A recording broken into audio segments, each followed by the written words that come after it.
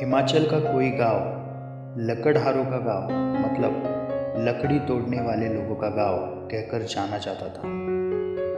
बड़े बड़े पेड़ों को तोड़कर लकड़ी जमा करना यही सबका पैसे कमाने का जरिया था। हर साल सर्दियों के मौसम के पहले गांव के लोग मनोरंजन हेतु लकड़ी तोड़ने की स्पर्धा खेला करते थे। स्पर्धा में सबसे ज्यादा लकड़ी तोड़ने वाला विजेता कहलाया जाता था।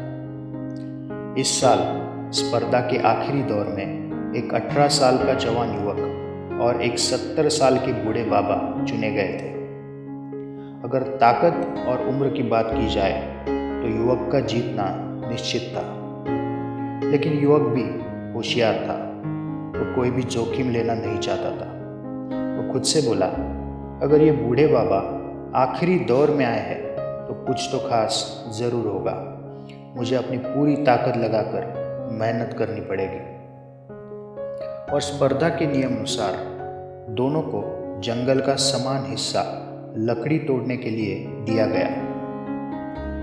लड़का अपनी पूरी ताकत लगाकर मेहनत कर रहा था और उसके साथ बाजू के जंगल से बाबा की लकड़ी तोड़ने की आवाज भी सुन रहा था।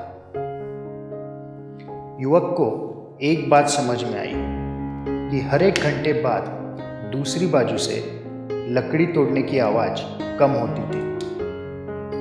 लड़के को लगा यही मौका है, बाबा जरूर आराम करते रहेंगे। तो वो और जोर जोर से लकड़ी तोड़ने में लग जाता था। स्पर्धा के अंत में तो उसको पूरा विश्वास था ये स्पर्धा वही जीतेगा। और स्पर्धा खत्म हो गई।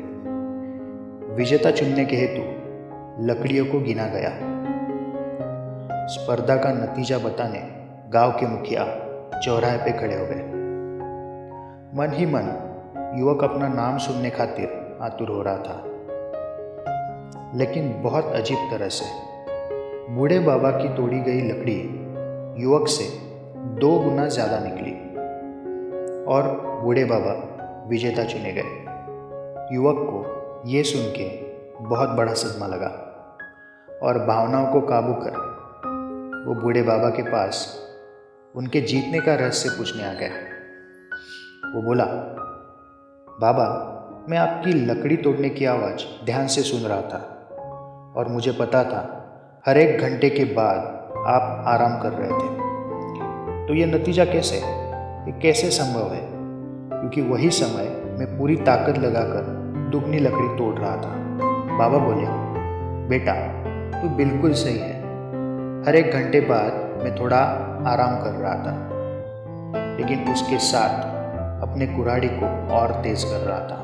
और यही असली राज है कम मेहनत में ज्यादा लकड़ी तोड़ने का। क्या लगता है आपको ये कहानी सुनकर?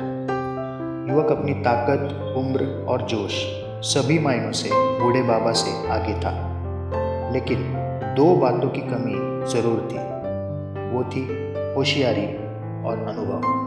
बेशर्त आज आप युवा हो, लेकिन एक दिन बूढ़े जरूर हो जाओगे। तो अपने काम से थोड़ा आराम फरमाना जरूरी है। खुद के लिए कुछ समय निकालना जरूरी है। अपनी कुल्हाड़ी को तेज करिए। इसका मतलब अपनी तबीयत संभालिए, कुछ अलग सीखिए, खुद से बात कीजिए, अपनी कमजोरियां जानिए और हाँ, अपनी गलतियों से सीखिए, क्योंकि वही अनुभव कई मायनों में असीम है। जीवन में ताकत के साथ होशियारी और नियोजन बहुत जरूरी है। ये लायन एंड मोटिवेशन है। आपके समय के लिए बहुत बहुत